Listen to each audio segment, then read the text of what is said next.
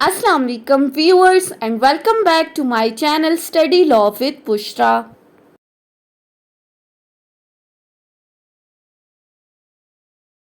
So we were discussing Contract Act 1872. We have discussed up till section 40.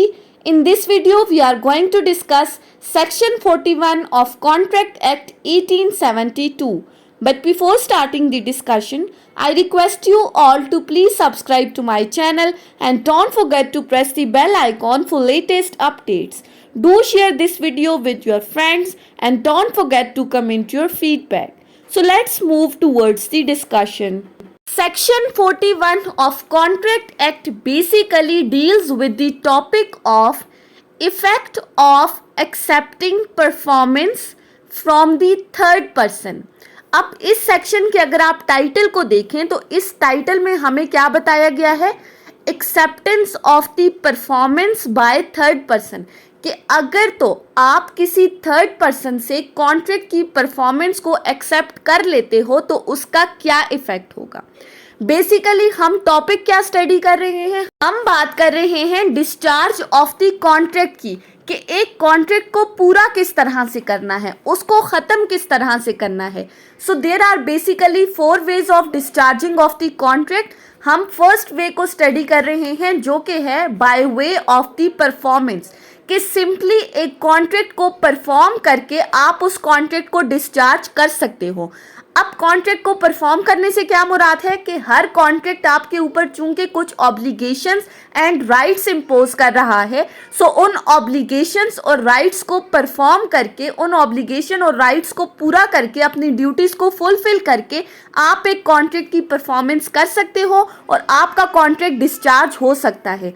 हमने study किया है section 37 से section 40 तक। अब अगर आपके माइंड में सेक्शन 40 हो, जो कि हमने लास्ट वीडियो में डिस्कस किया था, कि person by whom promise is to be perform, कि वो कौन सा ऐसा पर्सन है जिसने प्रॉमिस को परफॉर्म करना है। सो सेक्शन 40 के अंदर हमने जनरल रूल को डिस्कस किया था that generally promisor is the person who has to perform the contract. Generally जो हमारा प्रॉमिसोर है वो कॉन्ट्रैक्ट को परफॉर्म करेगा, लेकिन फिर इसी सेक्शन के साथ हमने कहा that it depends upon the nature of the case and intention of the parties, के कॉन्ट्रैक्ट की नेचर के according intention of the parties के ऊपर डिपेंड करता है कॉन्ट्रैक्ट की परफॉर्मेंस, कि प्रॉमिस किसने परफॉर्म करना है। लेकिन जनरल रूल इस सेक्शन के अकॉर्डिंग क्या है, that promisor is the person who has to perform the contract. अब ये जो हमारा सेक्शन 41 है, this section 41 is basically an exception to the general rule of section 40। इसका क्या मतलब है कि सेक्शन 41 में हमें बताया गया है थर्ड पर्सन के बारे में। जनरली हमारे पास एक कॉन्ट्रैक्ट के अंदर 2 पार्टीज होती हैं, let's suppose A and B. इस सेक्शन के अकॉर्डिंग कहा गया है कि इन 2 पार्टीज टू द कॉन्ट्रैक्ट के अलावा एक तीसरी पार्टी है, और अगर तो वो पार्टी इस प्रॉमिसोर की जगह अपनी ऑब्लिगेशंस को, अपनी ड्यूटीज को फुलफिल कर देती है, so this promisor is no more liable for the performance of the contract. अब इसको हम एक एग्जाम्पल से स्टडी करते हैं। फॉर एग्जाम्पल हमारे पास 2 पार्टीज हैं ए और बी। A is the promisor in this case and B is the promisee. A B को प्रॉमिस करता है, प्रॉमिस और क्या कह रहा है, ए ने बी का कुछ कर्जा देना है। लेट्स सपोज कि फॉर एग्जाम्पल ए ने बी को कुछ 10,000 रुपीज़ उससे कर्जा लिया था और वो 10,000 रुपीज़ उसने उससे प्रॉमिस किया कि मैं तुम्हें वापस कर दूंगा। अब यहाँ पर पार्टीज टू द कॉन्ट्रैक्ट कौन है, ए और बी। प्रॉमिस किन के दरमियान हुआ है, ए और बी के दरमियान। इनके अलावा एक तीसरी पार्टी है सी, जिसने ए के 10,000 रुपये वापस करने हैं। यानी कि ए और बी के दरमियान कॉन्ट्रैक्ट तो हुआ है पैसे वापस करने से रिलेटेड, लेकिन सी एक थर्ड पर्सन है, उसने ऑलरेडी ए से कुछ कर्ज लिया हुआ था। अब यहाँ पर क्या हुआ, बजाय इसके कि ए बी को उसके 10,000 रुपीज़ वापस करे, ए यहाँ पर बी और सी को डायरेक्ट कर देता है और बी को ये कहता है कि चूंकि सी ने मेरे 10,000 रुपये वापस करने हैं तो तुम सी से वो 10,000 रुपये मेरी जगह पर वसूल कर दो। यानी कि यहाँ पर उससे कहा जा रहा है कि performance of the contract third person के साथ करो। सो अब इस सेक्शन के अकॉर्डिंग क्या कहा जा रहा है कि अगर तो ये प्रॉमिसी इस थर्ड पर्सन से परफॉर्मेंस ऑफ द कॉन्ट्रैक्ट को एक्सेप्ट कर लेता है तो इसका इफेक्ट क्या होगा।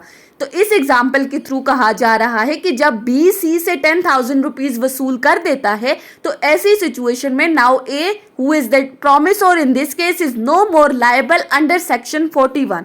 अब एग्जाम्पल से तो आपको समझ में आ गया है, लेकिन जब हम इसको बेयरर लैंग्वेज के साथ कंपेयर करें तो बेयरर लैंग्वेज क्या कहती है, where a promisee accept the performance of the contract from the third person, he cannot afterwards sue promisor and ask him to enforce that contract।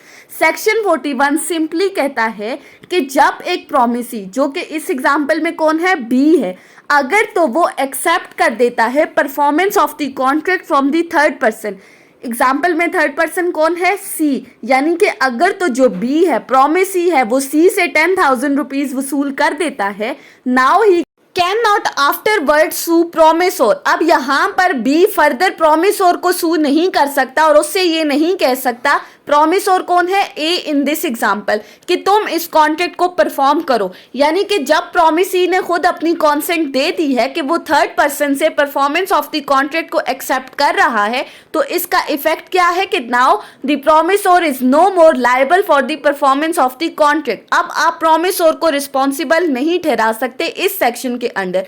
So simply section 41 का crux क्या है कि जब एक promisee third person से acceptance of the performance of the contract कर लेता है, तो now he can not afterward sue promisor for the performance of the contract and ask him to enforce that contract. So that was all about section 41 of contract act. I hope कि आपको ये lecture समझ में आया होगा। अगर आपने इस वीडियो को अटेंटिवली सुना है तो अगर आपको ये वीडियो अच्छी लगी है तो इस वीडियो को लाइक करें, कमेंट करें और चैनल को ज़रूर सब्सक्राइब करें। अगर किसी भी किस्म की कोई कंफ्यूजन है तो आप कमेंट्स बॉक्स में मुझसे पूछ सकते हैं। Thank you so much for watching this video. Till then, अल्लाह हाफिज़।